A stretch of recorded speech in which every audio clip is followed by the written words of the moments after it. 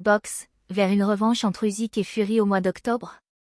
Oleksandr Usyk a été déclaré vainqueur sur décision partagée par les juges ce samedi soir face à Tyson Fury lors d'un combat d'unification des 4 ceintures chez les poids lourds. Les deux boxeurs ont déjà donné leur accord pour une revanche.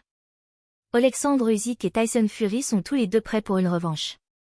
Ce samedi soir à Riyad, le combat, d'une génération, a tenu ses promesses et l'Ukrainien a été déclaré vainqueur au point, sur décision partagée, lui permettant d'unifier les 4 ceintures chez les poids lourds, une première depuis 1999. Oleksandr Usyk a désormais ajouté le titre WBC de son adversaire à ses trophées WBA, WBO et IBF. Deux juges ont donné Usyk gagnant 115 à 112 et 114 à 113, le troisième prenant le parti de Fury, à 114 à 113. C'est un grand moment, un grand jour, a savouré l'Ukrainien de 37 ans, se disant prêt pour une revanche. Fury pourrait faire jouer sa clause. Pour Tyson Fury, il s'agit de sa première défaite depuis son passage chez les pros, 34 victoires, un nul et une défaite.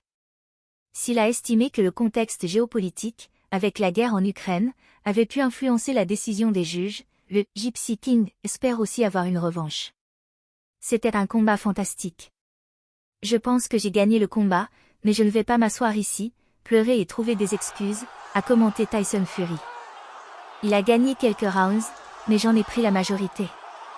Je serai de retour, j'ai une clause pour une revanche. Ne vous y trompez pas, j'ai gagné ce combat et je reviendrai. Nous retrouvons nos familles et nous reviendrons en octobre. La date du 12 ou 13 a été évoquée. Le promoteur du combat a confirmé que si Fury souhaite la revanche, elle aura lieu en vertu du contrat passé.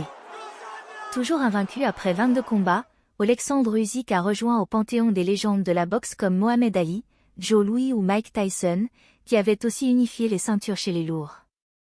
Lennox Lewis avait été le dernier homme à avoir réalisé cette performance en 1999, à une époque où il n'y avait que 3 titres existants.